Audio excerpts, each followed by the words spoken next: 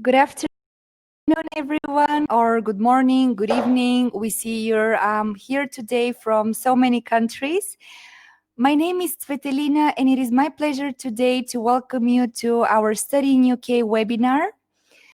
Pleasure to host Christopher Gibson from the University of Manchester, Kira Blackage from Newcastle University, and Tracy Moore from University of Exeter. Hi, everyone. How are you doing?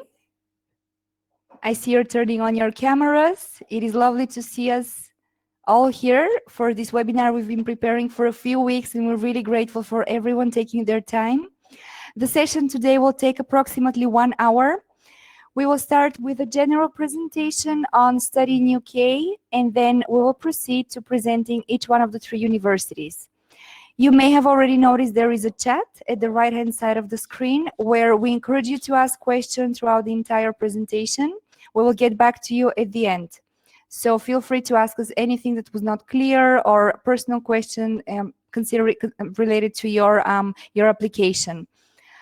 We have started asking you already where you're watching us from, and there will be quite a few questions to get to know you better. So keep an eye on the right-hand side of your screen. There will be questions and leaflets shared with you from all the universities. So without further ado, I would like to once again welcome everyone and start with talking about why UK. Enjoy. Hi everyone. So I'm going to tell you a bit about why the UK is a great place to come and study. So the UK, we're one of the world's leading destinations for international students. We're second only to the US in volume of international students. And UK universities are among the best in the world, and we perform well in world rankings. So we offer 3-year undergraduate degrees. So you go straight into your major. And we also offer just 1-year masters. So our tuition fees, our living costs are really competitive. They compare really favorably with US colleges, and they're great value because they're just 3 years in length. So you can choose to study 1 or more subjects of interest, and our programs have some flexibility built in to the majority of our programs. So you tend to get that core knowledge in your first year through your modules, but throughout your program, there is usually a choice of modules so that you can tailor your program towards your area of interest or the area that you'd like to specialize in. Our UK universities, we have a reputation for world-class research, and we're all members of the Russell Group, which is a prestigious group of research-led universities. So this means you'll get access to leading technology and also really inspirational academics who are at the cutting edge of their field of research. And so not only are they inspirational, but you also get to learn from that vast experience that they have. So our qualifications are internationally recognised and they're quality assessed by the Teaching Excellence Framework, so a government stamped assessment of quality. And surveys of graduate employers, they consistently show how valued a UK degree is. And this is reflected in the really high employment rates of our graduates. So you can see here that 94% of students on average complete their degree on time. So that is a fantastic percentage, and it shows that students that come and study in the UK are happy, and also they can manage very well with our three-year degrees. Obviously, a big reason as well why people come and study with us is our history and our culture. You'll see from the little image maybe some of the things that you might associate with the UK. So there's Shakespeare, there's cups of tea, the Queen, there's an umbrella, but we have just had our sunniest May on record. Okay. The thing that's the case with the UK is that we're really multicultural, and we have a really there's great diversity in our languages, in our faiths, and in our culture. So you'll have a wide choice of things like international cuisine and traditional cuisine. I'm from Devon, and we have these small cakes called scones, and a big debate is whether you put jam and cream, then cream or jam. It's a big debate with our neighbours. So as well as the cuisine, we've got famous sporting events like Wimbledon, the tennis event, the Formula One Grand Prix, obviously football and rugby, huge in the UK. And also music. Music's really big in the UK. The rock band Muse come from my town, and also big festivals like Glastonbury. So you have a wide choice. We have more than 150 higher education institutions. So you have that choice of a campus university, which is like a small town, usually on the outskirts or just a short walk from the city. Or you can study in the heart of the city as well.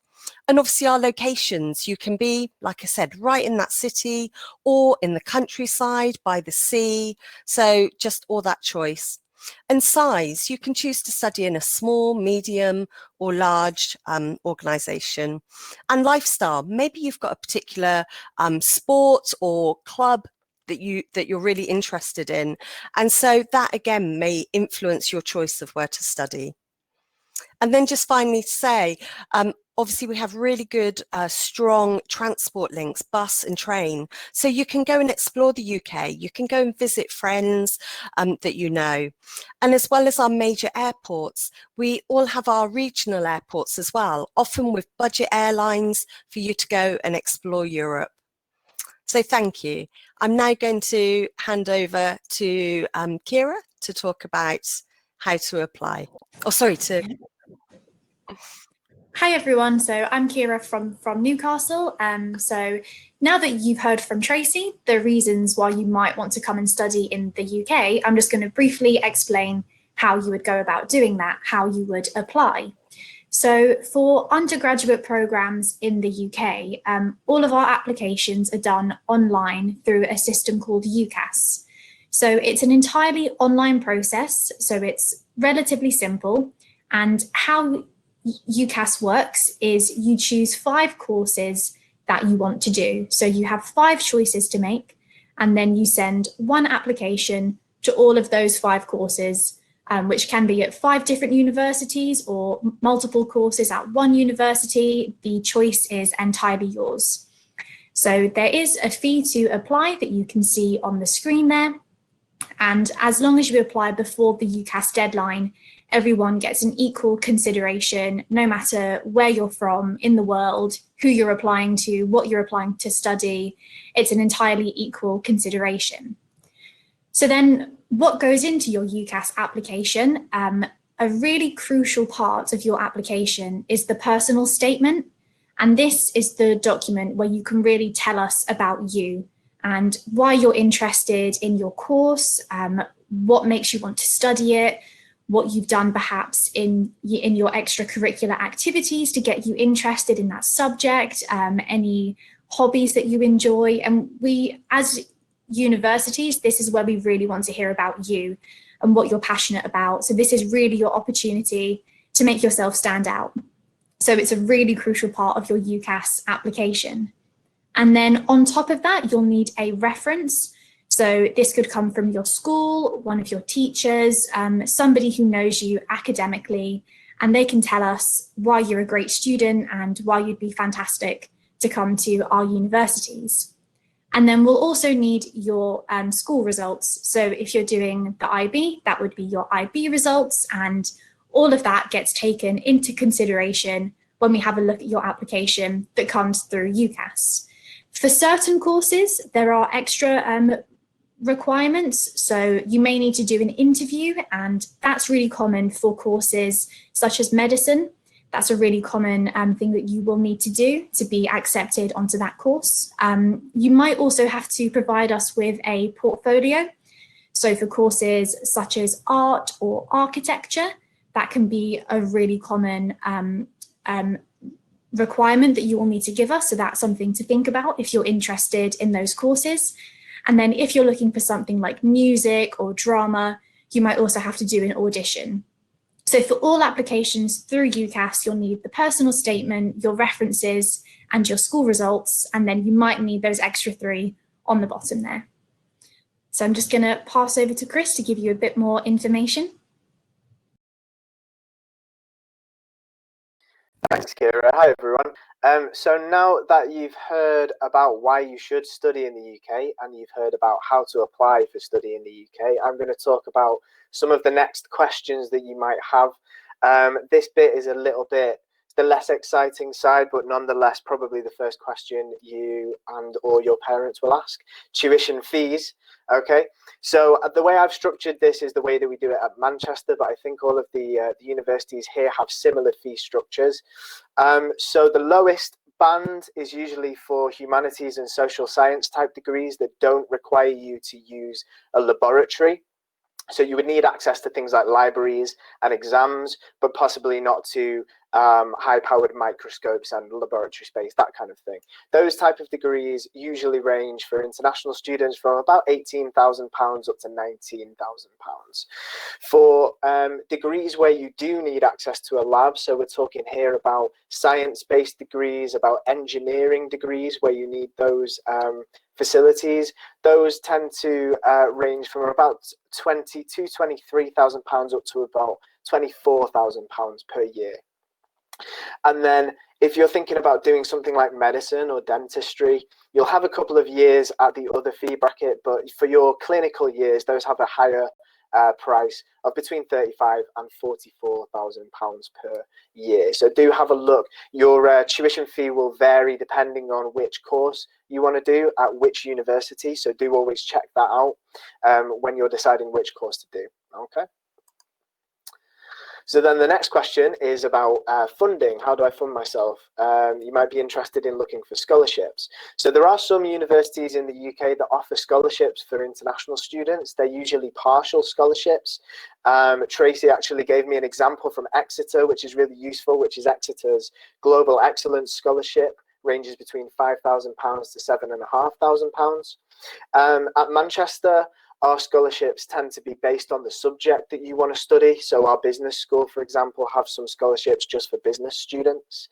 But it's also worth looking at other sources of funding. Because sometimes the UK universities will only have partial funding. So if you want to look for more funding, it's always worth talking to the British Council in your country for advice. If you're working with an agent, for example, or you want to get in touch with someone like SRT or the universities themselves, we can advise you where to look for funding. Okay.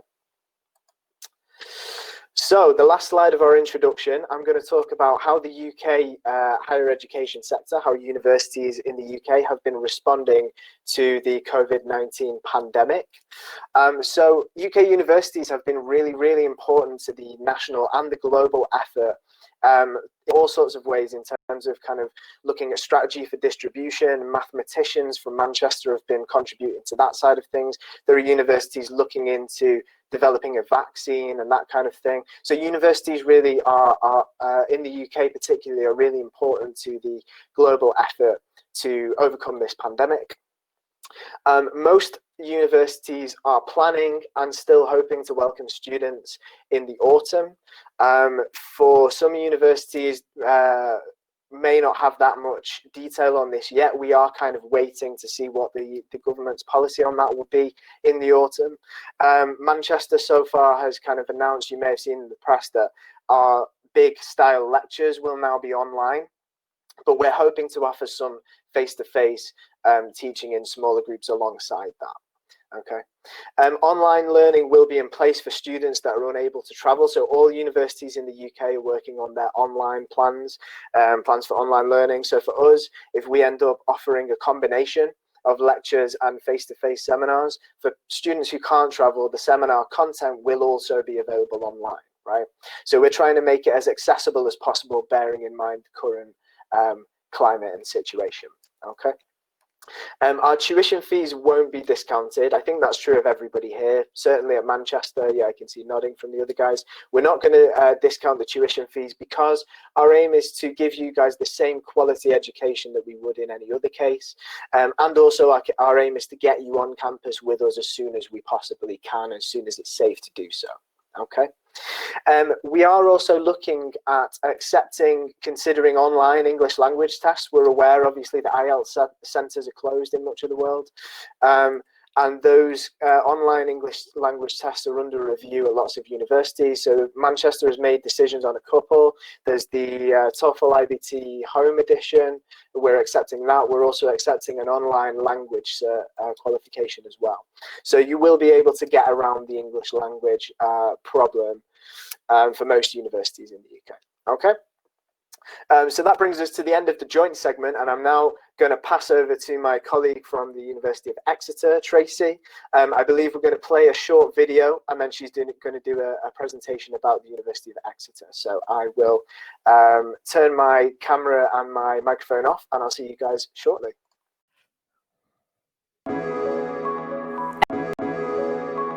Exeter is one of those places where it offers so many things to so many different people. Although it's a small city, there are so many things going on. Exeter feels very historically rich. It just feels very classically British, which is so appealing to so many students, I think. You've got the beach, you've got the countryside, it's perfect. Lots of people go to Exmouth. I go to Sidmouth, Lyme Regis, I like Salcombe as well. The national parks, Dartmoor, Exmoor. There's so many clubs and societies available for you to choose. Societies are the university's way of including everyone. Harry Potter Society and Hide and Seek Society. There's a large range of sports, and there's the option to get involved in high performance sport and recreational sport as well.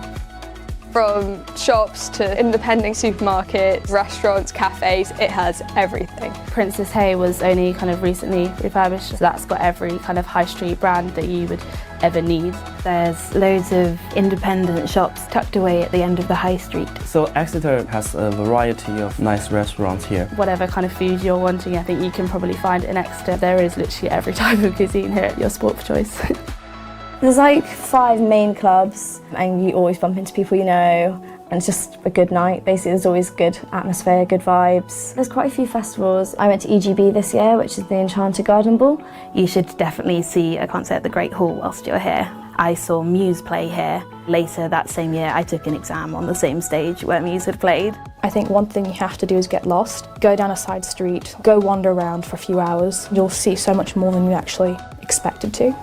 In the city centre there's the Royal Albert Memorial Museum, which often has visiting exhibits.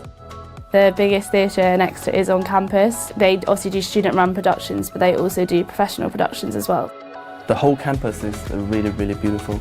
Beautiful architecture. It's a registered botanical garden, so it's like amazing wherever you go. It's that feeling, that's what I like so much about Exeter, that you're in a city but you can so easily not be.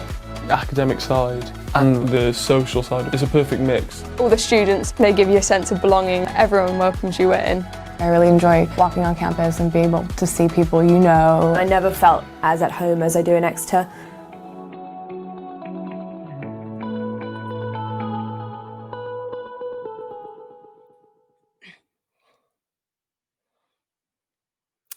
Great. I hope that gave you a flavour of our beautiful university. So I'm just going to do a short overview of what makes us unique. So Exeter, we're located in the southwest of England. So we're 2 hours, 20 minutes by train from the centre of London. And our campuses are in the city of Exeter, in Devon, and near the marina town of Falmouth in Cornwall. So we have around 25,000 students across our 3 campuses, and 5,000 of those are international students from 140 different countries outside the UK, including about 100 students from Latin America. So you saw our region. We're a campus university. We're just a 15-minute walk from the vibrant and historic city of Exeter. As mentioned in the video, we've got a really modern shopping area, but we've also got this beautiful quayside area where you can hire a canoe and canoe up the river. You can hire a bike and cycle to the beach. I live by the beach. I live about 20 minutes from the campus. We're also on the edge of Dartmoor National Park, so beautiful moorland that you can go walking, hiking, horse riding, and lots of these really beautiful seaside towns that are nearby. So this is the campus. So you can see it's really green. We're a registered botanic garden, and it's just like a small town. So there's plenty of places to eat and drink. There's a small campus cinema. There's the Northcote Theatre, the largest theatre in Exeter is on the campus. We're a former sports university of the year. So you can see on the photo, we've invested £8 million in our sports park that's there. We have 50 different sports clubs, and we're consistently in the top 10 of the British University and College Sports Leagues. There's also a couple examples of our accommodation as well. So in the bottom of the screen is Holland Hall, some of our catered accommodation where your meals are provided. And then at the top on the right, there's some of our self-catered accommodation if you want to be a bit more independent and make your own meals. And accommodation is guaranteed for first-year international students as long as you apply before our end of July deadline for accommodation. So as well as our main campus, we also have a smaller campus called St Luke's, and that's our home of our medical programs, our medical school, and our School of Sport and Health Science. And we're in the top 10 in the world for sport-related subjects.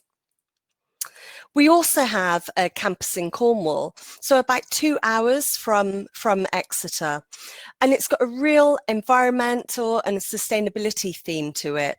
We offer subjects like zoology, renewable energy.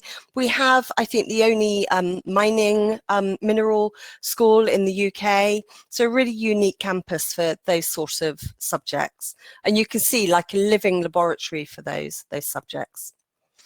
So we have over 250 different clubs and societies, including the Latin America and the International Student Society. J.K. Rowling did her bachelor's at Exeter, so of course we've got the Harry Potter Appreciation Society, and lots of opportunities to volunteer in the local community, to raise money for charities and international charities by climbing Kilimanjaro, for example, as part of the Expedition Society. So lots of great clubs. I've mentioned about accommodation. Just to say, in the UK, you'll usually have your own bedroom, and then depending on budgets, whether you share bathrooms, kitchen facilities.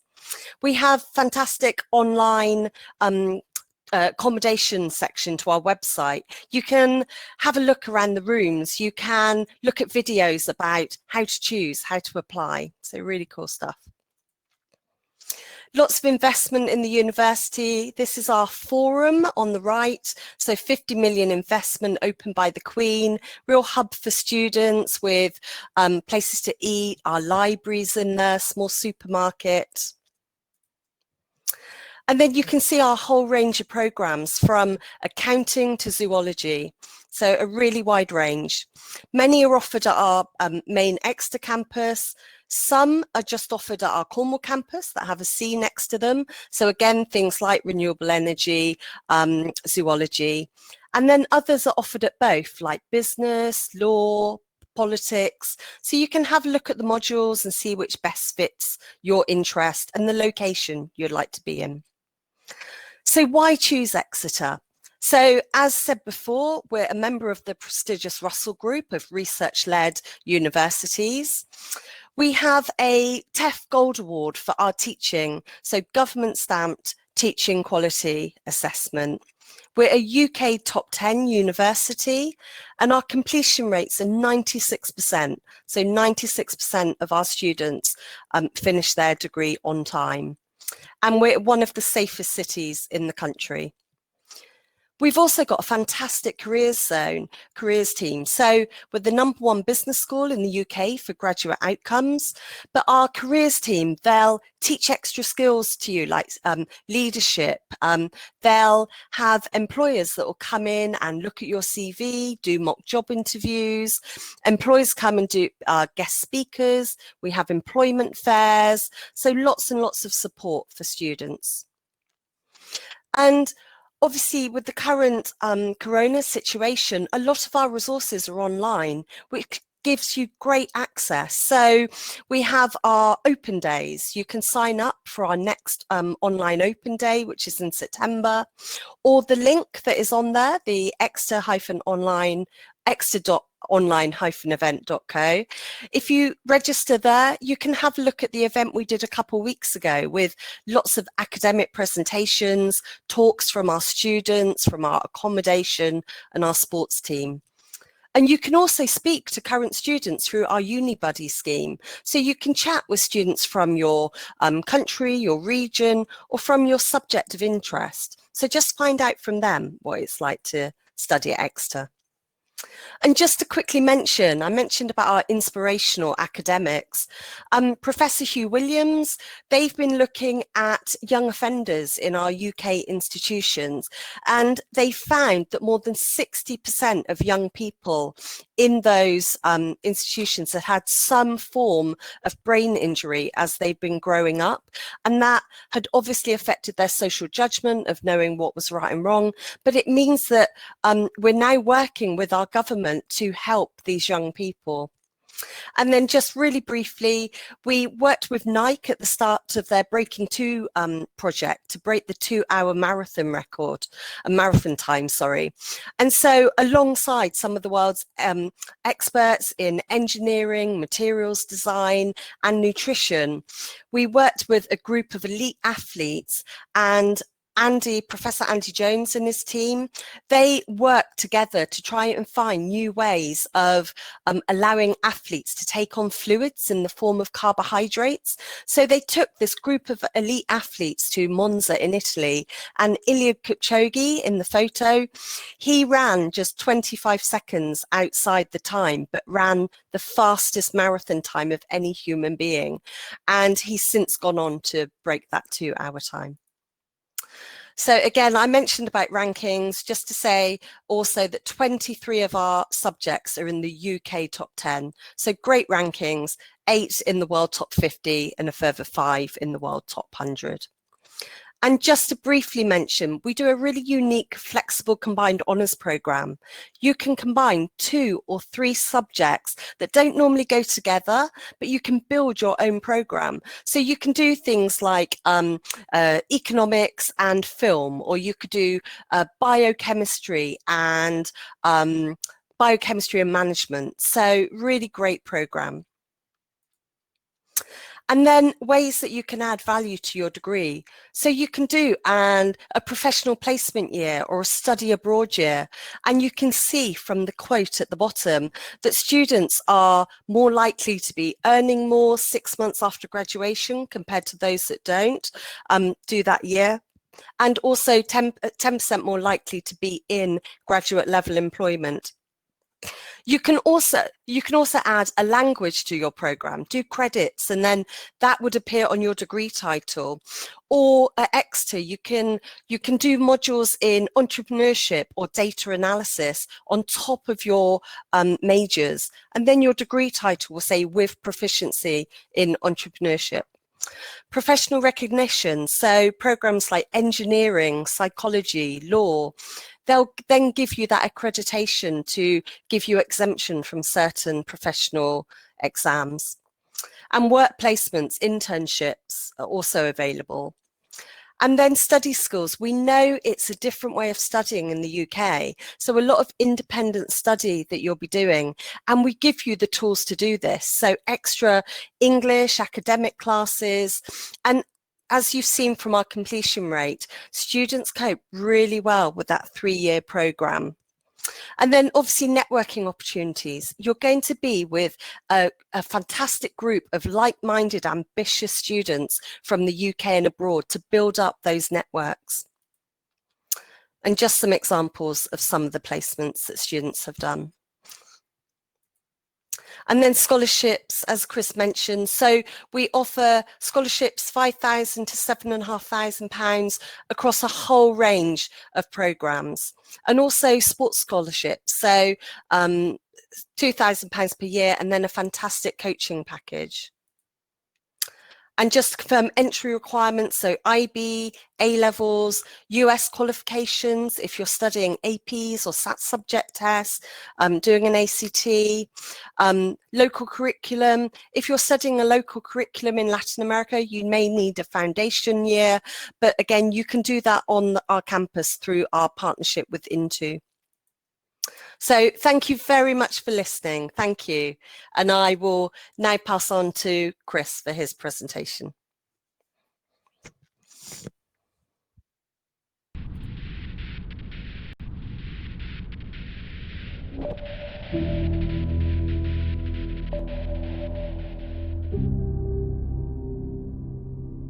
It's time to stellify. Be the focus, be the vision, be the brightest, the universe, be the future, be driven. There's 500,000 alumni in 190 countries across the globe, over 25 Nobel laureates. This is our genetic code. There's stardust in your DNA. You are a meteorite. You are the pen tempting words. You're the lens sensing light.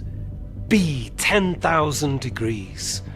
Be light years, travel in time. Be the star of the universe and shine, shine, shine.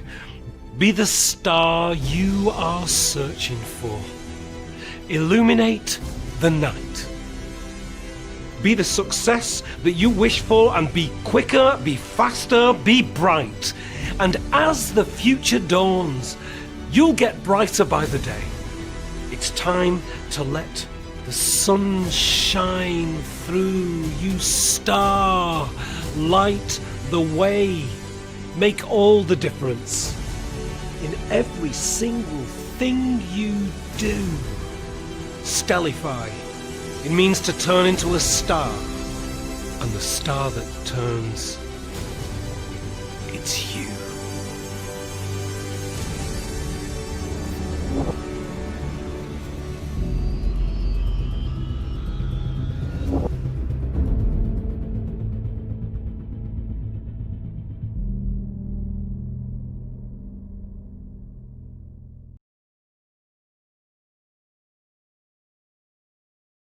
That was a poem from our Chancellor, Lem Sissay, who is a poet, a poem by him. So yeah, very uplifting, and hopefully kind of gives you an idea of the excitement that we have about representing Manchester. So my name is Chris Gibson. I'm an international officer at the University of Manchester. I also used to be a student at the University of Manchester too. So I did a master's in politics at Manchester, and I loved it. And that's why I still do this job and continue to talk about it, right? So I'm going to tell you, give you a really quick overview of Manchester, what it's like, and what we're about as a university, okay? So the first question is why? So you've chosen to study in the UK. Why would you think about coming to Manchester? Well, we are the 27th best university in the world according to the QS World Ranking of Universities. We're also the 6th best university in the UK.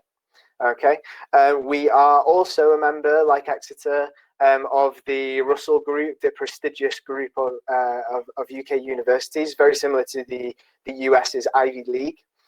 We are really proud of our history of innovations and world firsts. So loads of really kind of world-changing inventions and innovations happened at Manchester. We've had the world's first stored program computer was invented at the University of Manchester.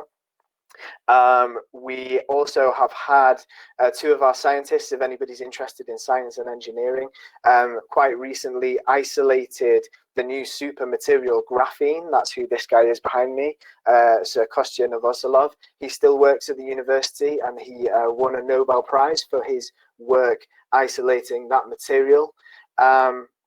we actually have 25 Nobel Prize winners amongst our alumni, students and staff. Kostya and his partner, who also isolated graphene, both still work at the university. So if you're interested in chemical engineering or chemistry, there is a very real chance that you will be taught by a Nobel Prize winner. Moving into employability, so we talked before, Tracy talked before about how employers value UK education. The University of Manchester, according to High Flyers research, which is done every year, has been found multiple years and this year again to be the most targeted university by top UK employers. So what that means is that employers recognise that Manchester offers really high quality education and produces super high quality graduates, right?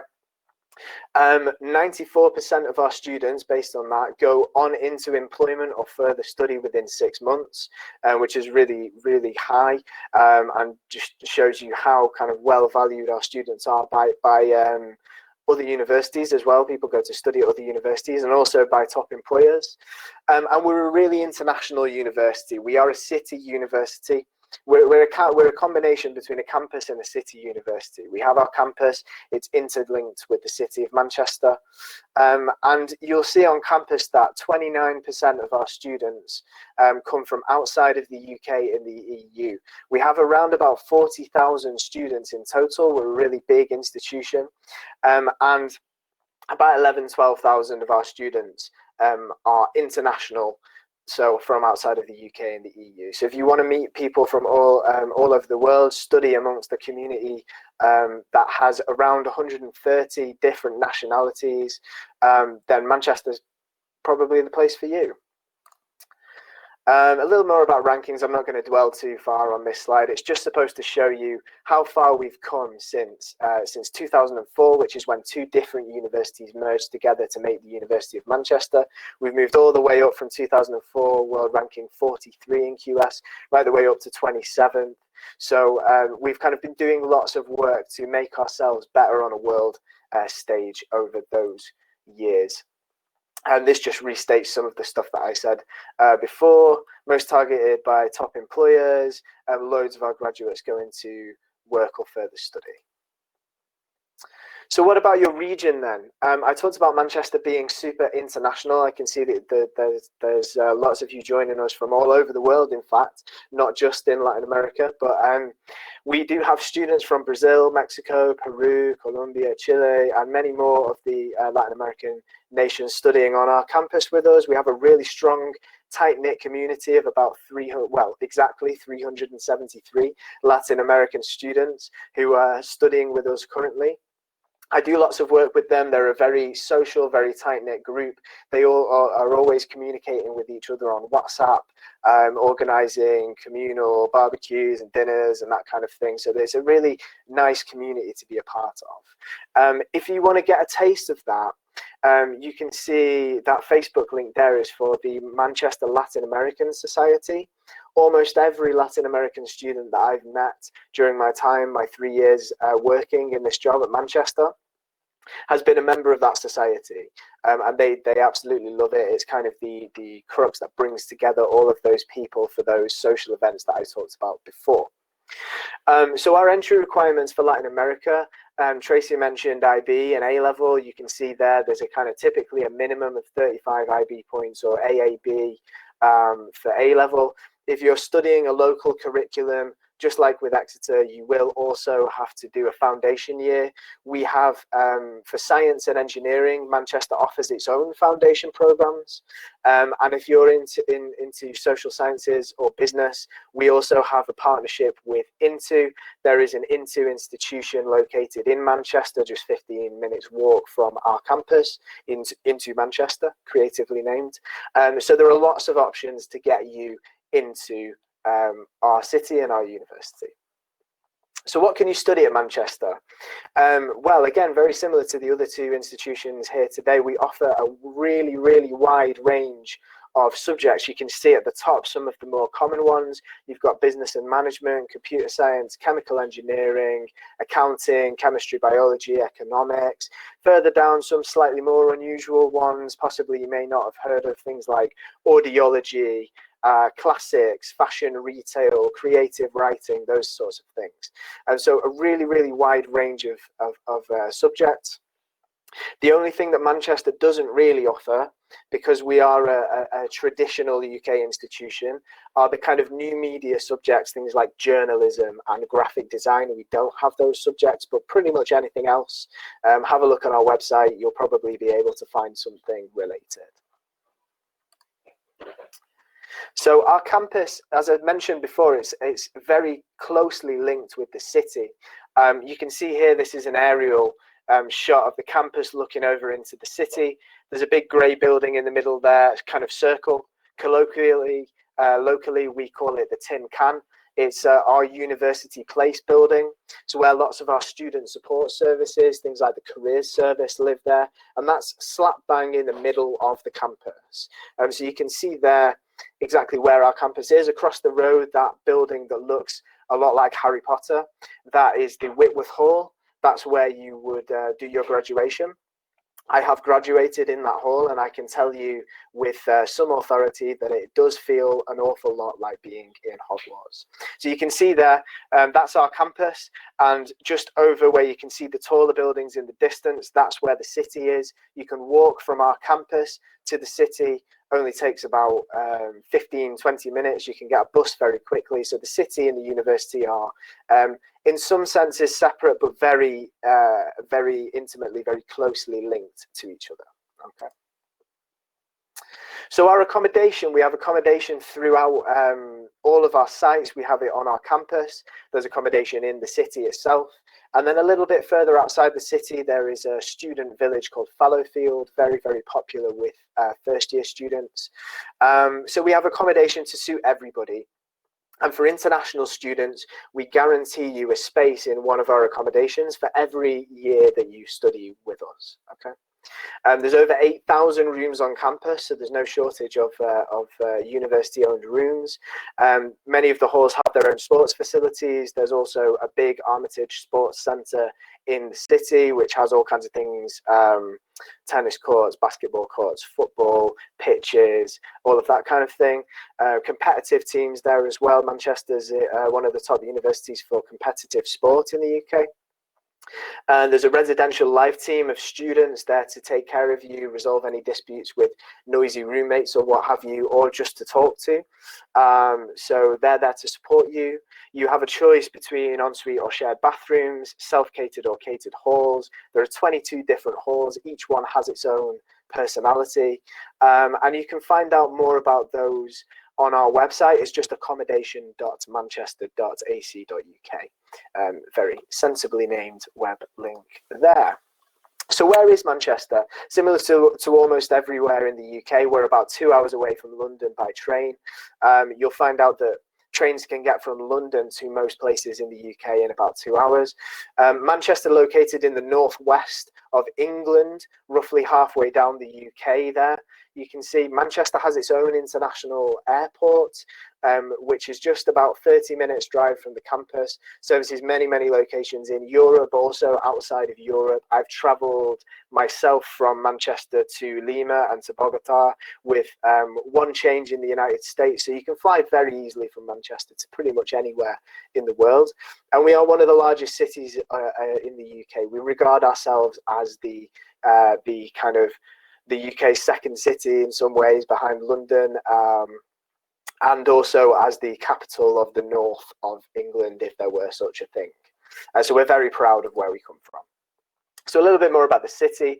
There are three universities, three big universities in the city of Manchester. You've got us, the University of Manchester. There's Manchester Metropolitan University, and also the University of Salford, which is very close by, technically in a separate city. That amounts to over 100,000 students within the city. So it's a very vibrant place to study, right? That's what has made us, as you can see on the left there, Britain's most popular student city. We were also voted as the third best student city in the UK. So we're in the top of student experience cities. We're rich in music, sport and culture. Sports, obviously, the two big Manchester football teams, their stadiums are within easy reach of the campus. Music wise, you've probably heard of artists like Oasis, the Smiths, the Stone Roses.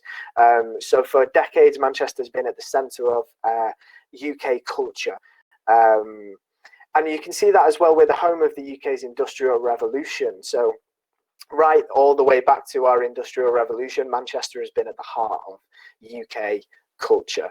It's a very diverse city. I touched on that before with the mix of nationalities studying and living here. Everybody in the north of England is super friendly. Manchester has a particular reputation for having friendly people. So we'd love to have you with us, essentially. And then finally, just some quick contact details. If anybody wants to find out more, you can go to manchester.ac.uk/international. If you want to get in touch with my team, you can email international@manchester.ac.uk. I can see lots of you have downloaded the prospectus. Thanks for that. So yeah, if you want to stay in touch, you can using these details. And I will now pass on to Kira from Newcastle. So that's the end of my presentation. We'll play a short video and you'll have another one from Newcastle. Thank you very much.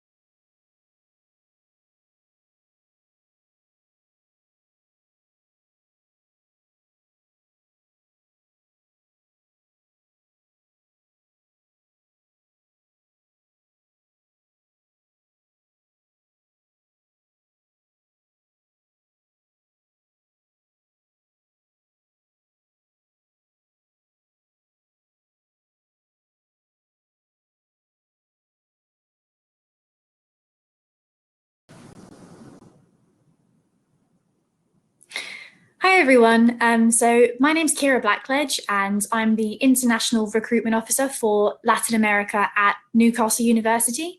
So I hope you all enjoyed that very brief video just to give you a really brief introduction to our campus and the university and just a bit about who we are.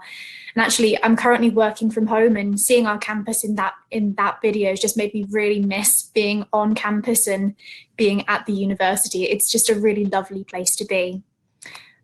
So I'm going to talk to you today about the university and why it might be the right choice for you to come and study with us.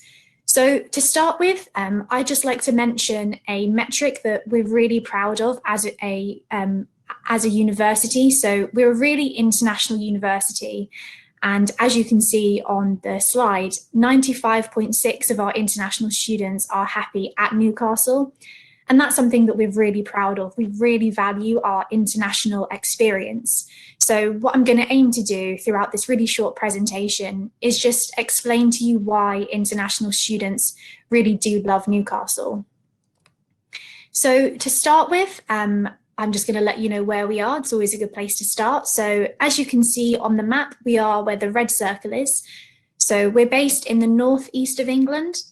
and we are really near to the coast. So what I think is something that's really great about Newcastle is that we are a city and we're a really vibrant city, but we're also really close to a beautiful coastline, and we're actually really near to beautiful countryside in Northumberland. But also, if you want to get out of Newcastle and see the rest of the UK, the rest of Europe, we are really well connected. So we do have our own international airport, and you can see some of the destinations that you can fly directly to on the screen. So you can fly to Dubai directly, Amsterdam, a whole range of locations in Europe and the rest of the world. And we're also really well connected by train. So as Chris said, you can get to London pretty much in about 2 hours from most places in the UK. And we're pretty far from London, but you can still get there in only 2.5 hours. And you can also get to Edinburgh in only an hour and a half. And that train journey, personally, it's my favourite that I've ever done, because you go from the coastline of the north of England, all along the coast, through England, into Scotland and into Edinburgh. And it's really scenic and really beautiful. And if you do come to Newcastle, I would highly recommend that. So we're in the northeast of England and we're a really well-connected city. So these are just some of the points that I'm going to talk through throughout this really short presentation to give you an idea of why international students really do love Newcastle. So to start with, as I mentioned, we're a really international university and we have a really global community. So we have over 5,000 international students. And those international students really come from all over the world. It's a really diverse campus. We have a large amount of students from Latin America, from Europe, from Africa, from all over Asia. It's really diverse. So we have students from over 120 different nationalities. And it's not just our students that are international. Our staff, 25% of our staff also come from outside of the UK. So it's an all-round international campus experience. And that makes for a really vibrant, lively international city. And it's a really great place to live and study. So as you can see on the screen, these are just some of the rankings that we're really proud of. So we are quite frequently voted one of the UK's best student cities. And I think a large part of that is because it's a really friendly city. And, you know, as an international student traveling so far from home, I think that's something that makes our students really happy. It's a really welcoming city. And while it's really lively, it's quite compact. So you can actually walk to most places. I always tell people you're never really further than a 20-minute walk from anywhere. If you're on campus, you're about a 20-minute walk to the main train station. You'll probably live under a 20-minute walk away. So everything's really well connected and we're a really compact city, but it just means that you have everything that you need within walking distance. So we do actually have a metro system if perhaps you're feeling lazy one day and you want to get the metro. So it's really easy to get around. And we're also a really safe city. We are quite frequently ranked as one of the safest cities in the UK. And I've now lived in the Northeast for, I think, coming up to 5 years now, and I feel incredibly safe here. And it's a really welcoming, safe environment. And we're actually one of the driest cities in the UK. So it doesn't rain as much as people expect in the northeast of England, and that can really surprise people. So as I mentioned, we aren't just a beautiful city, we're also really close to the coast and also to a lot of countryside and green areas. So as you can see on the screen, in the top left corner, that is the city centre. So we have some beautiful architecture. It's quite an old city on some of the streets, and it can be really beautiful just to walk around and kind of take in the architecture. But also we do have much more modern areas. So in the bottom left of the screen, that's what we call the quayside. And it's a really modern part of the city with lots of bridges that are lit up at night time. And it's really beautiful. And that's full of lots of bars and restaurants, and it's really lively. And it's a great place to go on a warm evening to go and catch up with some friends. But then I've also mentioned that we have the beach and the green areas. So The beach that you can see on the screen is actually only a 20-minute metro ride from the campus. So you can literally be from the city centre to the coast in such a short amount of time. And the green space that you can see underneath that, the Jesmond Dean, is only around a 10-minute walk from campus. So say you're having a day where you just need some quiet time, you can just go and walk and be in a beautiful green space in absolutely no time. So we really do offer a lot of things. You can be in the city, you can be at the coast, you can be in the old architecture, the new architecture. I think there really is something for everyone at Newcastle. And then if you're looking to go a bit further afield, in an hour and a half, you can get to the holy island of Lindisfarne, which is a beautiful countryside, just to give you an idea of what's around us. And you can go and see the puffins, and it's a lovely day out. So this is our actual campus. And what's really great about our campus is that it's actually in the city centre. We are literally in the city. You walk out of the arches and you are on one of the main streets of the city centre. So I think that offers you a really great option of both. You can have the campus experience on some days if that's what you're looking for and you don't want to venture out into the city, but also on your break in between your lectures, if you want to go to your favourite cafe and meet some friends in the city centre, it's probably under a 10-minute walk away, so you can do that. And it's a really beautiful campus. This was taken on a particularly sunny day, so it looks lovely, but it is a really beautiful campus with fantastic architecture. And these are just some more photos to give you an idea of what it actually looks like and what Newcastle University is like.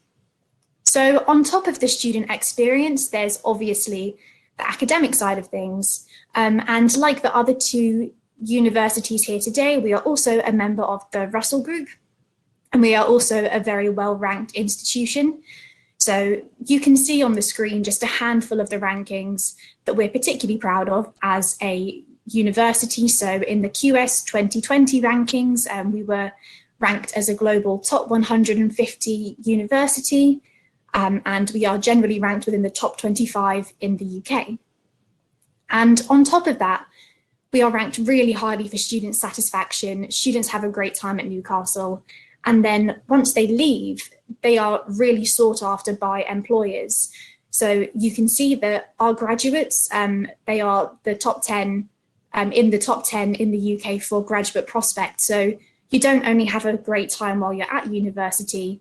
When you leave, you will go on to have a good career if you really take advantage of everything that we can offer you. And yeah, we are really targeted by some of the UK's leading employers. So you will have great opportunities when you leave Newcastle. And then just to really briefly mention some of the subjects that we are ranked particularly highly for. So on the screen, there's just a handful of those. So if these are any of the subjects that you are interested in, we could be a really good fit for you. So for example, art and design, modern languages, dentistry, architecture, and there's a whole range of subjects that we are particularly strong in.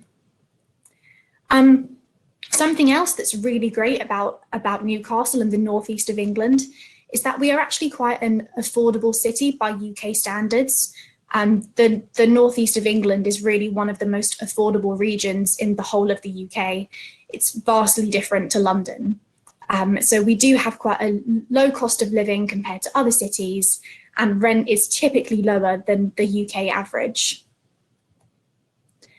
We do offer a range of scholarships for international students, and these tend to vary based on where you come from, which level of study you're looking at, which subject you're looking at, but we do have a wide range of these, and the best way to find out if there's one that will suit you would be to go to our website, which is ncl.ac.uk, but I'm sure you'll be sent all of this information.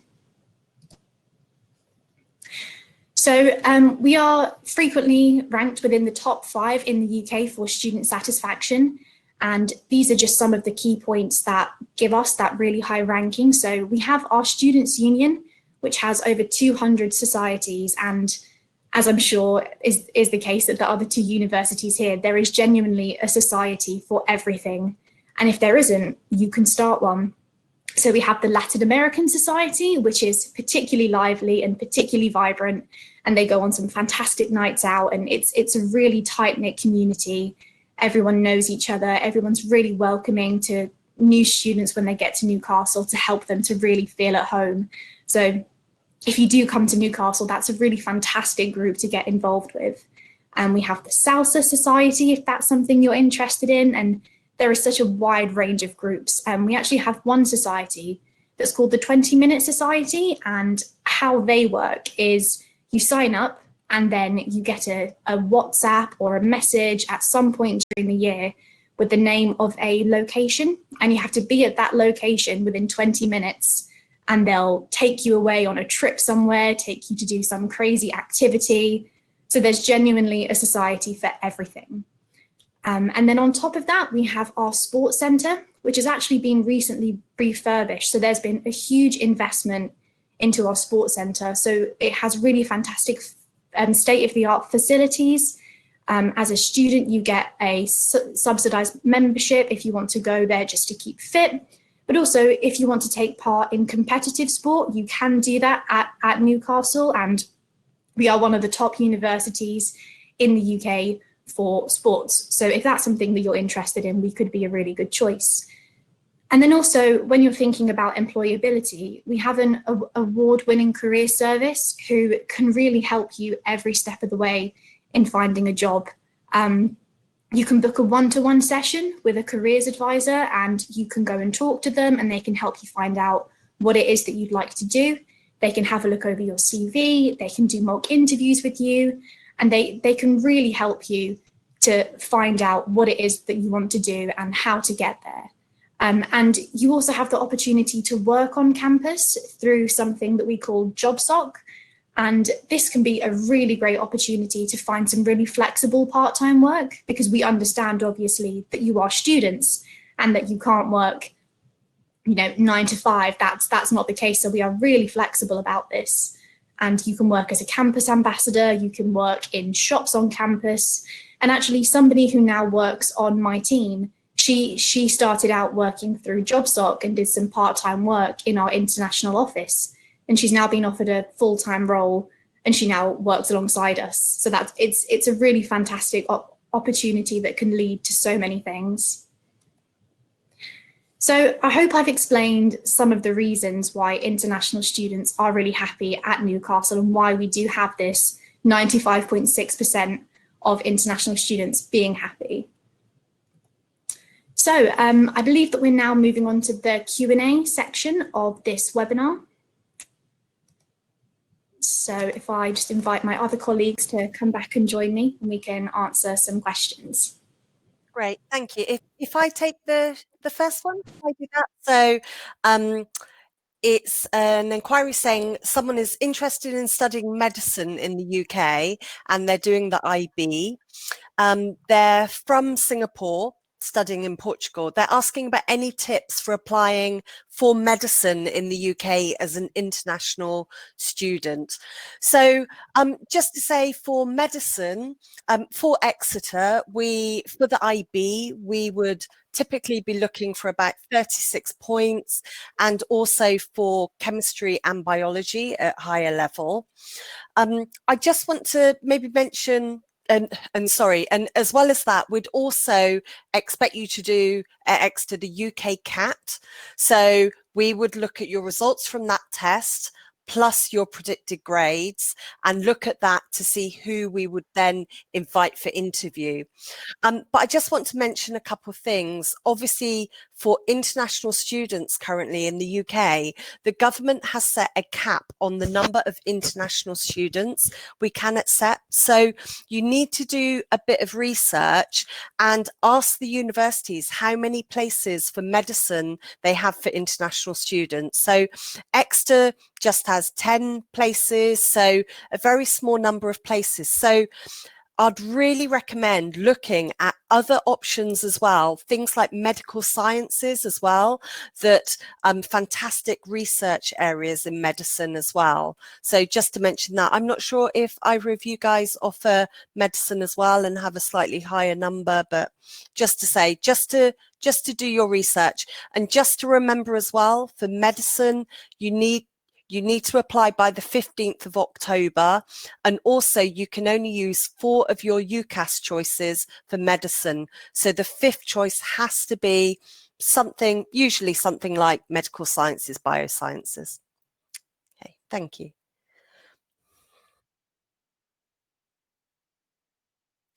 Question is, are all international students required to take a foundation year? So the short answer is no. If you are taking the IB, for example, or international A levels, and you meet the entry requirements for the program that you want to study, then no, you can apply directly.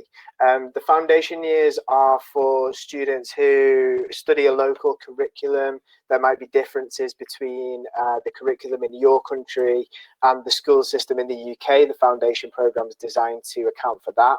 Some courses might allow you to do a foundation program if you sat the IB and you didn't quite get the grades.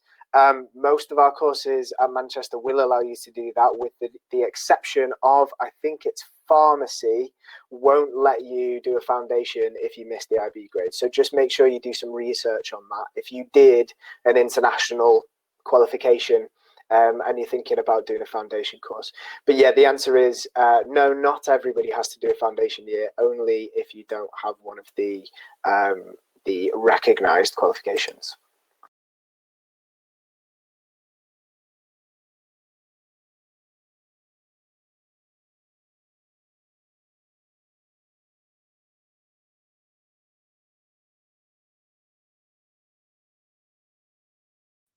There, hello.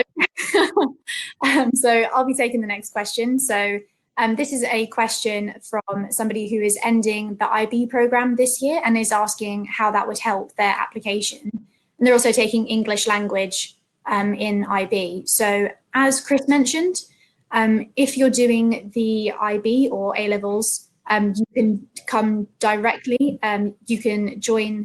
You can have direct entry onto your course at university, so you won't need to do a foundation program. So doing the IB would allow you to have that direct entry. And also, if you're taking, I'm not sure about the other 2 universities, but at Newcastle, if you're doing English as one of your higher levels in the IB, you will be exempt from having to do IELTS and having to prove your English language in a separate test. Great. And if I take the next one, so are GCSEs taken into consideration in any of our universities, or are there any minimal GCSE requirements? So really great question. So what we typically look for are 3 A levels, or the equivalent of 3 A levels.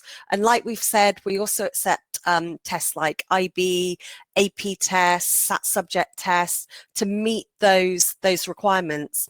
However, we do also look for you to have that general level of GCSE equivalency as well. So definitely for English and sometimes for maths as well, depending on your program. But you don't have to have GCSE to meet that. We can look at your high school diploma and different qualifications like that. For certain subjects at Exeter, like politics, sociology, criminology, we don't ask for a specific A level. You could meet it with any A level. However, we may look at GCSEs for certain requirements like PPE, politics, philosophy and economics.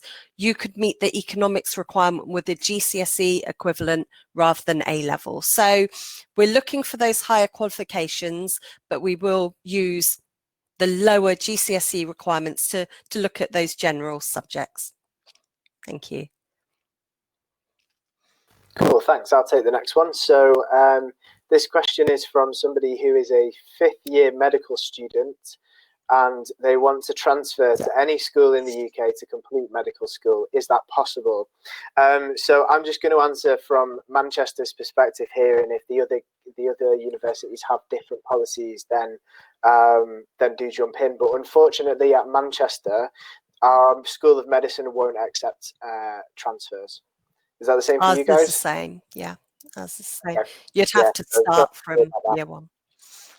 Yeah, you would have to do the whole of the medical degree in the UK to be able to practice medicine in the UK.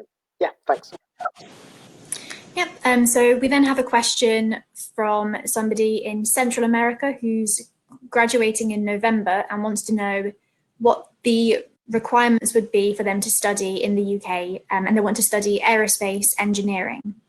So this would vary based on the qualification that you are studying. So I'm going to assume that this is for undergraduate entry. So if you were doing a local curriculum, you would need to do a foundation year in order to then join us at the university. But you can do that through our partner Into, as is the case at the other two universities. Or as we've mentioned, if you're doing the IB or A levels, you can come directly to the university. Great. My question, how will the Spanish diploma be recognised in 2022?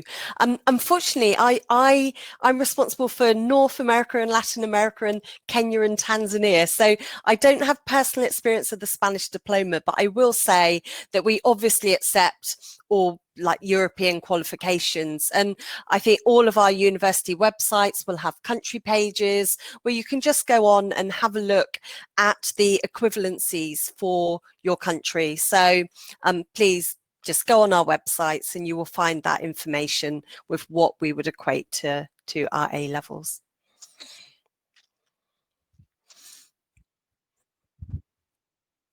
Is a European Union passport still valid to study in the UK? So it kind of depends what you mean by that. So yes, you can still come to the UK and study on a European Union passport without a visa at the moment.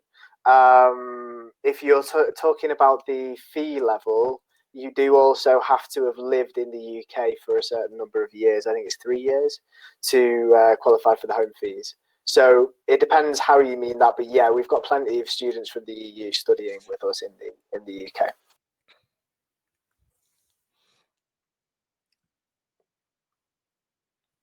Is a sophomore and they're looking to begin applying to university, and they want to know if there's any way to apply early or to prepare for their application.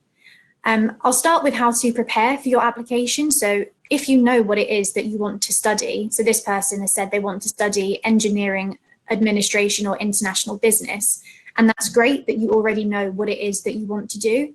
So if you know what you want to study and you're having a look at this quite early, what would be a really great idea to do would be to have a look at the universities that you might want to go to and have a look at their requirements for those particular courses, and then just make sure that what you're studying matches up with what the university that you want to go to is asking for. And then you can also start to do any extracurricular work to strengthen your application and strengthen your personal statement. So when you're thinking about preparing to apply, just think about what it is that's going to make your application stand out. And in terms of when you can apply as soon as UCAS opens, which I believe is in September. If anybody wants to correct me, yeah. So from September, you can go onto UCAS, and whenever your application is ready, just send it off straight away. Great, thanks, Kira. And I just want to mention as well, it's really important to remember that in order to apply for our universities, you do not have to have already completed your qualifications and have your English test already. Successful students can be given a conditional offer with a deadline for achieving those qualifications. So you do not have to have that in place in order to apply. So my question along similar lines, when are the deadlines for UCAS applications? So you usually have until, it's usually May that would be your deadline to make your decision about which universities that you would like to go to.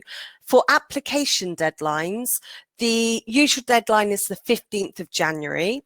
So you need to apply by that deadline. However, for international students, universities will usually accept applications after that date, up until around the end of June. This year obviously has been an exception, obviously with Corona. So UCAS has actually extended the decision date for students this year to, I think, the 18th of June. Okay, thank you.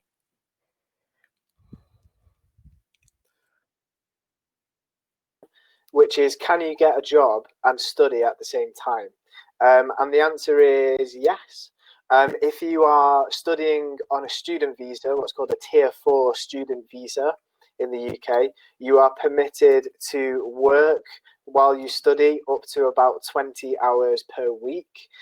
They have different limits. Occasionally, I've seen some lower and some higher, but usually students get given 20 hours a week. So what that does is it allows you to either work part-time to get some more money in Starbucks or a McDonald's or whatever it is, or do some part-time work to get work experience in a field that you want to gain experience in. So yes, you can get a job and study at the same time, studying in the UK.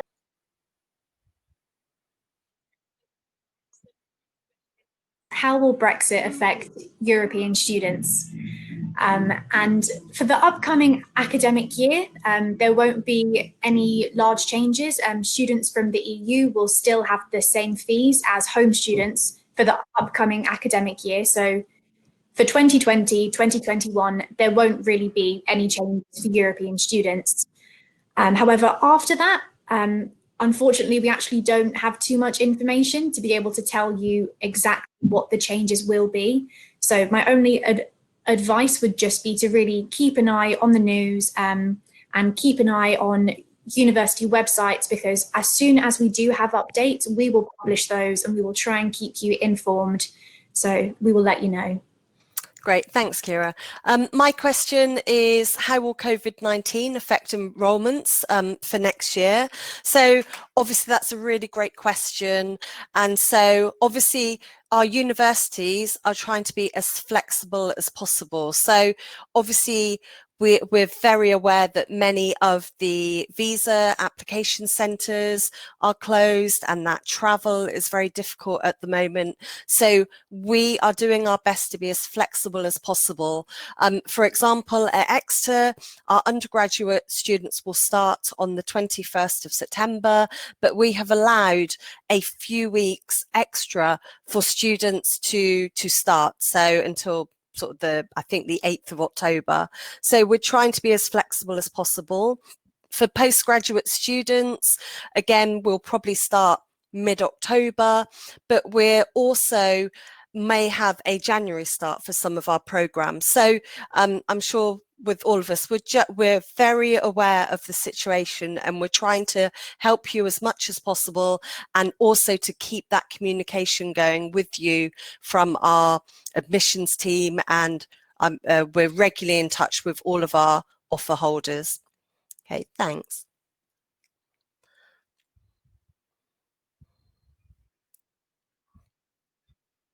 Parts. So this person is a senior who's going to finish the Abitur, but they have a double nationality and they're living in Central America right now. They'd like to know, which entry requirement would I need to fulfill to be able to study in the UK? And they've got some specific subjects that they're interested in: medical chemistry, biochemistry, genetics, pharmacy, or game engineering. So I believe, I could be mistaken, but the Abitur is a German qualification. I myself am not that familiar with German qualifications. I look after Latin America, some places in South Asia, and a couple of countries in East Asia. So I don't know exactly what the equivalency is for the Abitur, but whichever is your most recent qualification that's equivalent to IB or A levels is usually acceptable. If you've got a specific case like that, you should decide which course you want to apply to, and then find the contact details of the admissions team for that course on our website. and they'll be able to talk you through how your qualifications line up. If you are studying a Central American high school curriculum, you'll probably have to do a foundation. I would say if you're doing the abitur, it's more than likely that we'll have some kind of equivalent requirement for that. So you can probably find that information on our website. In terms of these specific subjects, the requirements will be different depending on the subject.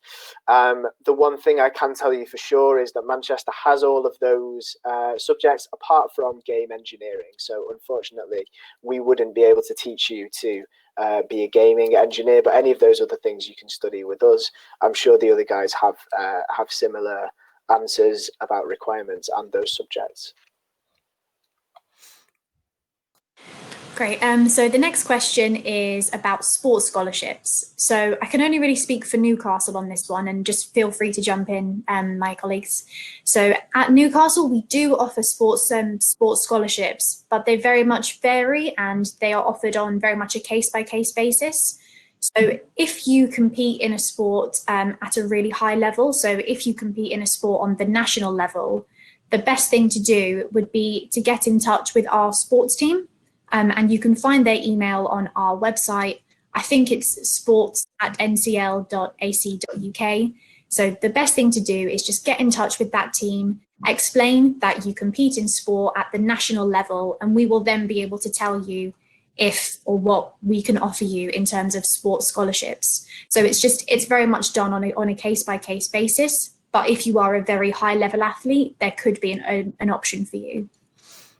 Great, thanks, Kira. My question, when do the applications open for UCAS? I think it's the 1st of September. It's definitely September, but I think it's the 1st. But if you Google UCAS dates, it will come up, but I'm pretty sure it's the 1st. And like I said, you have until the 15th of January to apply, but for international students, they can usually apply after that.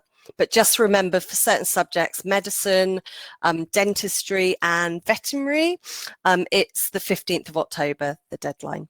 So yeah, so you can apply from September.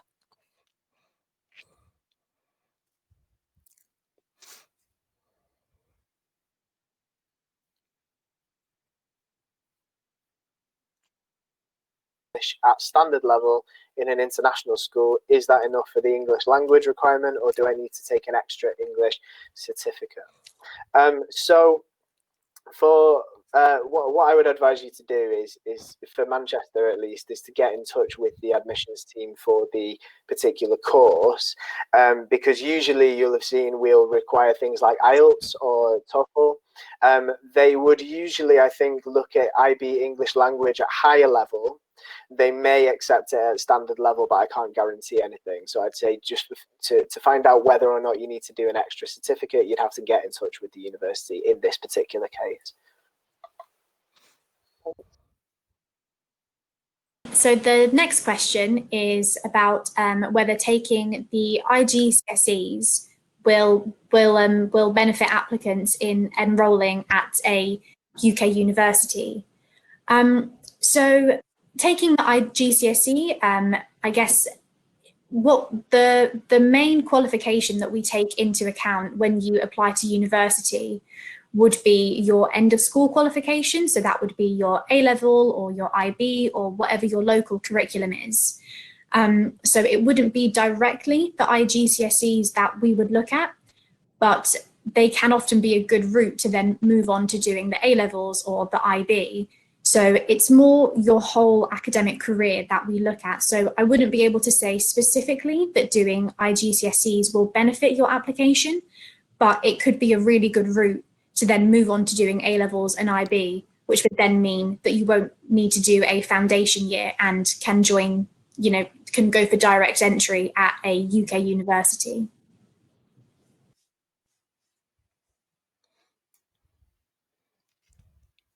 Oh, sorry, sorry. Okay, so the next question, do I need any English certificate like Cambridge exams, for example? All of our universities will accept a wide range of English tests to meet the requirements. So, for example, we've already mentioned GCSEs, IGCSEs, IB, so standard level English, higher level English. You can use if your school has a US high school diploma, we will accept that, and a whole variety of other qualifications. So you can find these and the grades that are required on all of our websites. Just type English test and you'll find it.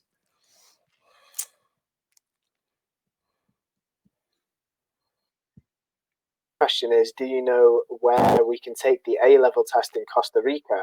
And I don't know, but Svetlana, who is on the webinar, does know, and she has said that you can email her.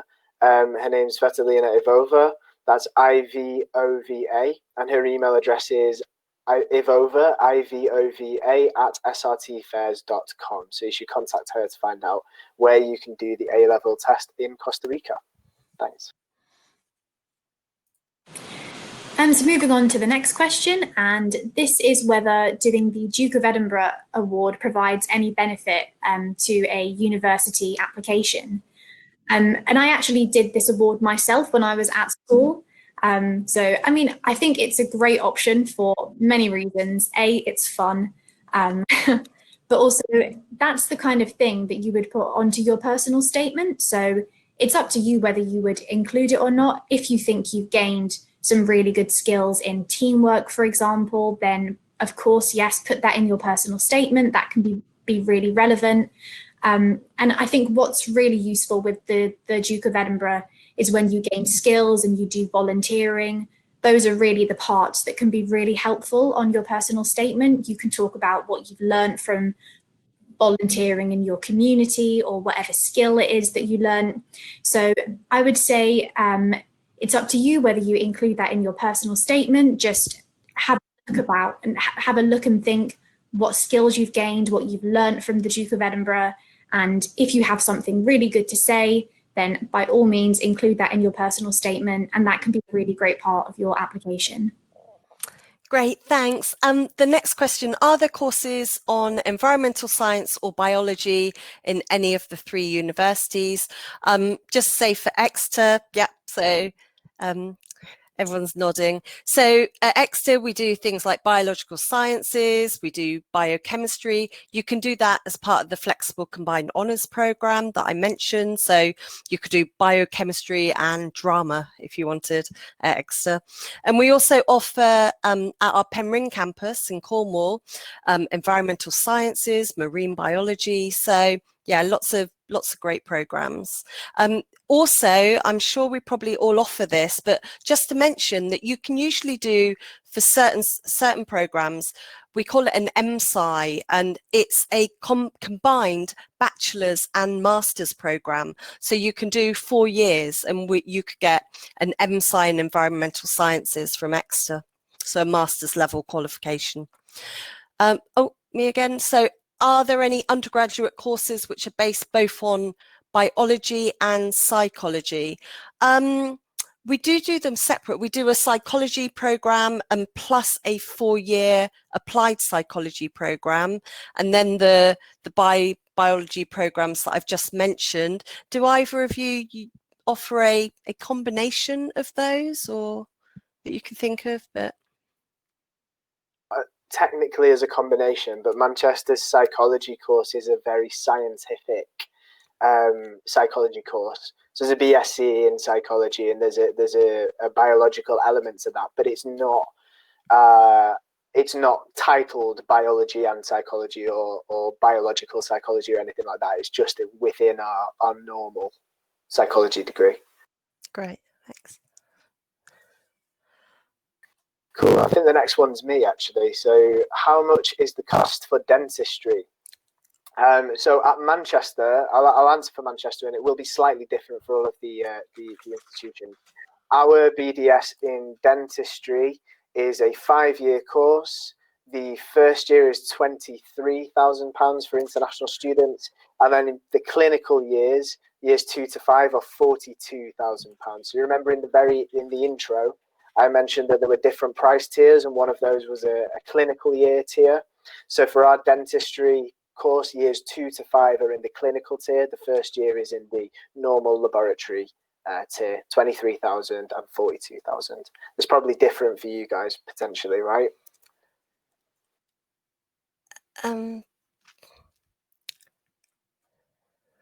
Just jump in. This is Twetilina again from the beginning of the presentation. I'm not having a bad hair day. I just want to keep the symmetry of our cameras. So just to advise everyone having specific questions on availability of programs, we have shared with you in the handout section all the prospectuses of the 3 universities. And I'm sure this information is available there, as well as costs. So I would suggest we wrap up with a last question to make sure we have covered the generic ones. And then everyone with specific program interest, I have shared with you in the chat the emails of our presenters. You can see in the brochure we have shared with you all the courses available at all these universities. And there is also a search of programs at each of the websites. Because if we go over each single course, and we'll love to see you so excited with so many questions, that shows a great interest. We're afraid that your teachers may be angry at us for keeping away from class, or the teachers themselves cannot go back to class. So how about picking a last question to answer? Does everyone agree? Yeah, cool. Yeah, shall I go? Go ahead. Do we have to choose a major immediately, or do we have time after enrolling? So that's a really great question. And I think that is the beauty of our programs in the UK, that because they are those 3-year programs, so you have that opportunity to go straight into your major, your subject of interest.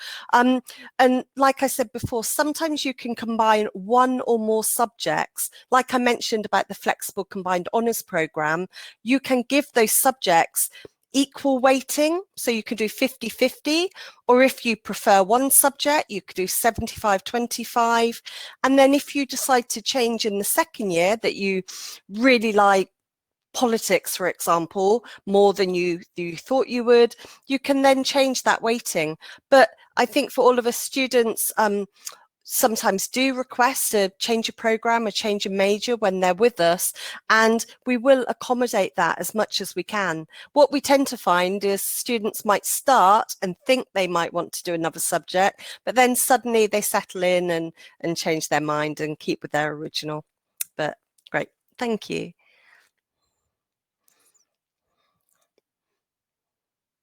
For your time. A good presentation is like a good movie that you just don't want it to finish. But we are getting to the end of our webinar session today.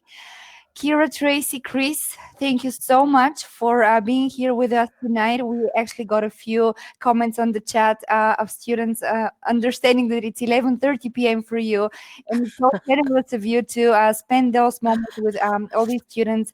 We have welcomed today big audience from Central America, Southern America, also quite a few from North.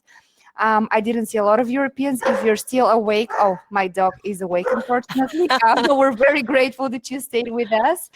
And feel free to email our presenters with any questions that could not be answered today.